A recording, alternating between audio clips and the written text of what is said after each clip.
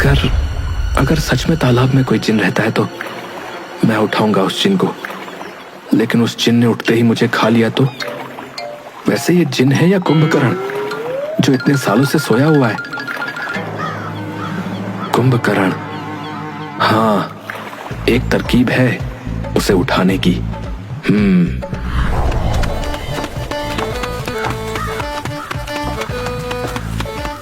राजू दौड़ा हुआ गांव की जलेबी की दुकान पर पहुंच जाता है। काका, काका, जलेबियां बांध दो और लड्डू भी। अरे राजू बेटा, कितने तोल दूं? 100 किलो सभी मिठाइयाँ तोल दो। है 100 किलो? अरे बेटा, दावत वावत दे रहे हो क्या है? नहीं नहीं, पर बस चाहिए। इतनी सारी मिठाइयाँ तो अभी दुकान पर नहीं है बेटा, तो तुम एक काम करो कि तुम कल आना है, कल तक तुम्हें सारी मिठाइयाँ मैं बनवा दूंगा है। ये सुनते ही राजू वहाँ से निकलने लगता है। अरे राजू, सुनो भाई सुनो, थोड़ी पेशगी तो दे दो भाई।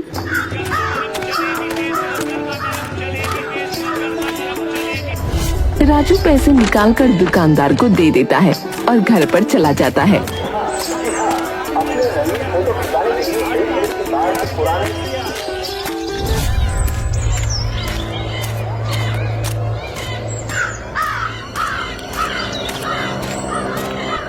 घर पर कावेरी मुंह फुलाकर बैठी थी।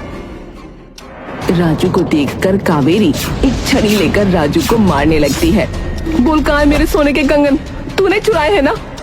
और उसकी पिटाई करने लगती है। नहीं नहीं ताई जी, मैंने चोरी नहीं की।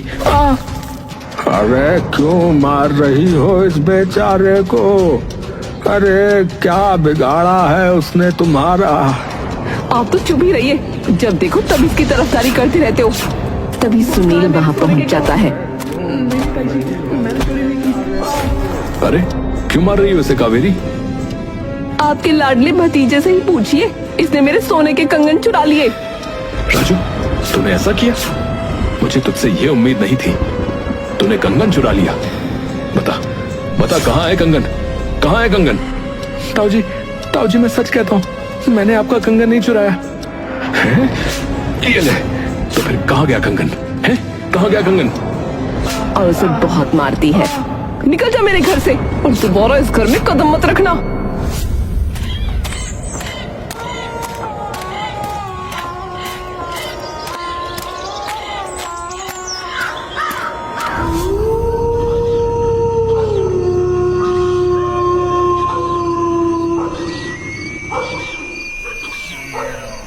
रात को अगर मेरे माँ और पिताजी होते तो आज मेरी ये हालत नहीं होती, और अगर दादाजी भी नहीं रहे तो मैं क्या करूंगा? मैं उन्हें बचा कर ही रहूंगा।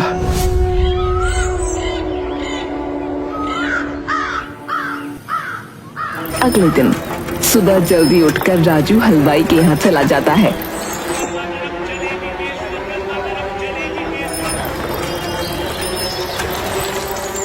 और सारी मिठाइयाँ लेकर तालाब के पास एक घर में रखवा देता है। अच्छा हुआ कल मैंने मंगलू से उसके घर की चाबी ले ली थी। इधर कावेरी, अरे ये राजू न जाने कहाँ मर गया, सुबह से नहीं दिखा। इधर राजू तालाब में कूद जाता है और जिन्न को ढूंढने की कोशिश करता है। अरे आधा तालाब छान मारा, लेकिन वो जिन कहीं भी नहीं दिखा। मुझे तो लगता है ये सब अफवाह है, अफवाह। लेकिन दादाजी की जान बचाने के लिए मैं पूरे तालाब को छान मारूंगा।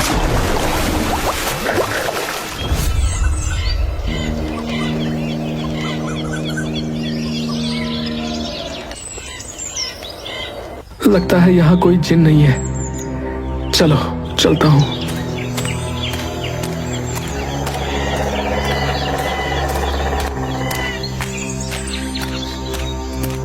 तभी उसे तालाब में एक चट्टान दिखाई देती है।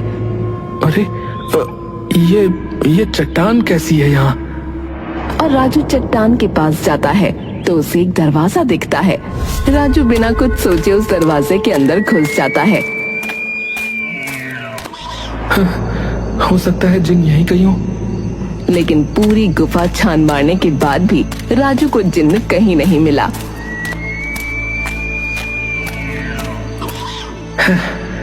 सब अफवाह है, अफवाह। कोई जिन नहीं है। पूरा दिन हो गया, मैंने पूरा तालाब छान मार लिया, लेकिन उस जिन का तो कहीं पता ही नहीं है।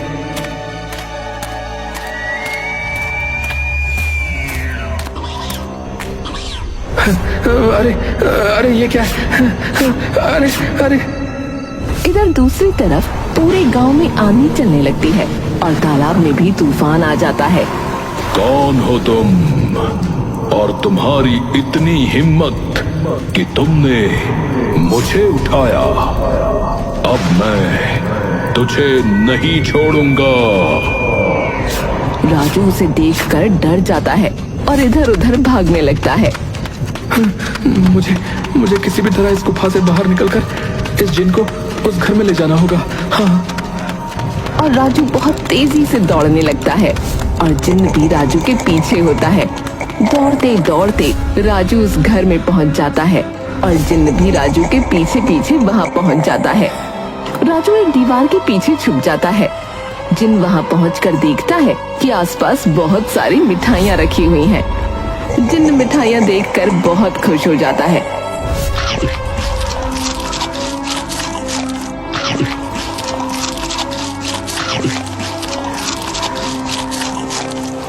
और राजू उस जिन्न के सामने आ जाता है।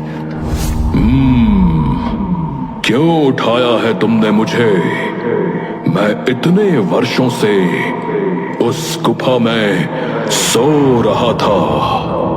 जो कोई भी मुझे उठाने के लिए आया, मैंने उसे कच्चा चबा डाला। लेकिन तुमने मेरा पेट ऐसे ही भर दिया तो मैं तुमसे खुश हुआ। मैंने इतने सालों के बाद इतनी स्वादिष्ट मिठाइयां खाई हैं। अब बताओ, क्या चाहते हो तुम मुझसे?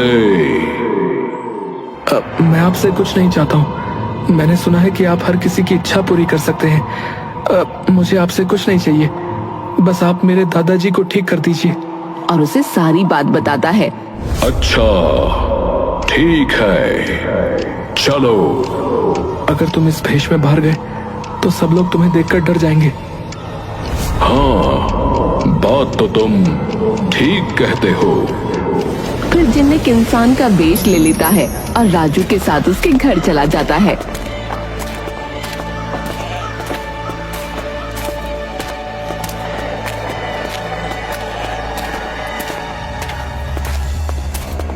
कावेरी राजू को आते ही ऐसे घूरती है जैसे सांड लाल कपड़े को देखता है। वही रुक जाओ, और कोई जरूरत नहीं मेरे घर में आने की। एक तो मेरे कंगन चुरा लिए और ऊपर से तेरी ये जुर्रत कि तुम मेरे कहे बिना मेरे घर में घुस आए। ताई जी मुझे माफ कर दो, मुझे माफ कर दो, पर मैंने आपके कंगन नहीं चुराए हैं। कावेरी मुंह फुलाकर अंदर चली जाती है।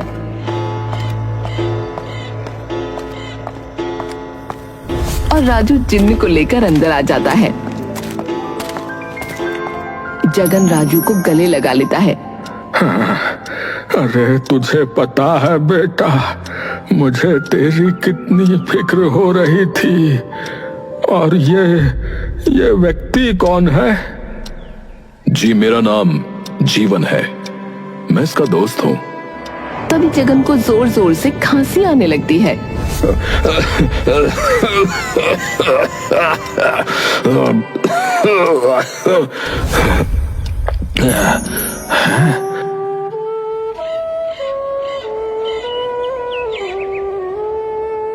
अगले दिन आपको पता है, आपका लाडला भतीजा न जाने कौन से दोस्त को लेकर आया है घर में। दोनों न काम के न काज के, 2.5 मन अनाज के। वैसे तुम्हारी ताई जी तुम्हें डांटती क्यों रहती है?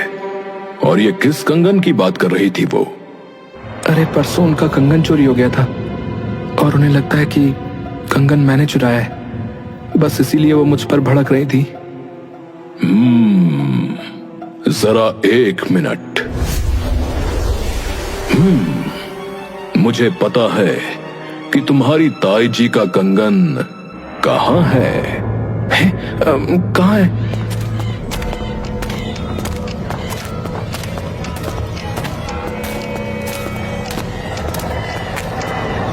वहां पर। और मेरी तरफ से ये कंगन। अबे ओए, ये कंगन तो बहुत महंगा लगता है यार। अरे महंगा तो है, मेरी माँ का है समझा। मैं चुरा के ले आया, और पता है तेरे को, इल्जाम राजू पे लग गया। तभी राजू और जिन्न वहां पहुंच जाते हैं। विजय, मुझे तुझसे ये उम्मीद नहीं थी।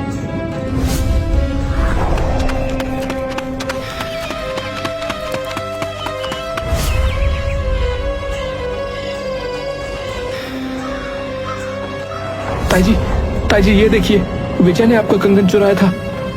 अरे नहीं, ये झूठ बोल रहा है माँ, झूठ बोल रहा है ये। मेरा बेटा ऐसा कर ही नहीं सकता। जरूर तुमने ही कंगन चुराए होंगे और अब उस पर इल्जाम लगा रहे हो।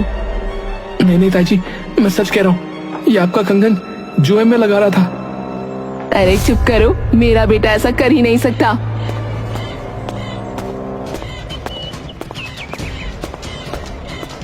अरे तुम्हें राजू की बात पर भरोसा नहीं होगा, लेकिन तुम्हें मैं बता दूं कि तुम्हारे लाडले ने हमारे घर के कागजों पर अंगूठा लगवा लिया और हमारा घर जुए में लगा दिया। वो तो भला हो कि मुझे एक आदमी ने बता दिया, नहीं तो आज हम रोड पर होते। विजय, मुझे तुझसे ही उम्मीद न थी। तभी जिन्न एक चुटकी बजाता है। राजू, मुझे माफ कर दे, मैंने सच में तेरे साथ बहुत गलत किया। अब आप हाथ जोड़कर मुझे शर्मिंदा मत कीजिए। आप ही ने तो ताई जी पर कुछ जादू किया है ना? तभी जिन्न मुस्कुरा देता है। ये सब छोड़ो और ये औषधि लो और तुम्हारे दादाजी को सुबह उठते ही पिला देना। इससे उनकी तबीयत ठीक हो जाएगी और उनकी बीमारी जड़ से खत्म हो जाएगी।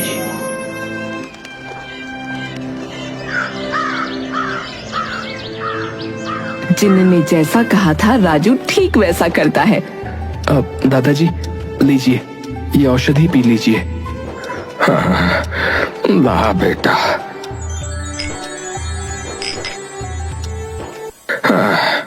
मेरे पिछले जन्म के कोई अच्छे कर्म रहे होंगे बेटा, जो तू मुझे पोते के रूप में मिला, और तेरी ये जादुई औषधि से मैं पहले से काफी अच्छा महसूस कर रहा हूँ बेटा।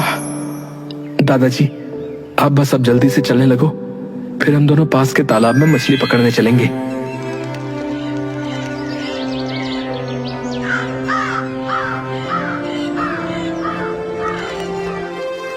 और थोड़ी ही दिन में जगन की बीमारी ठीक हो जाती है।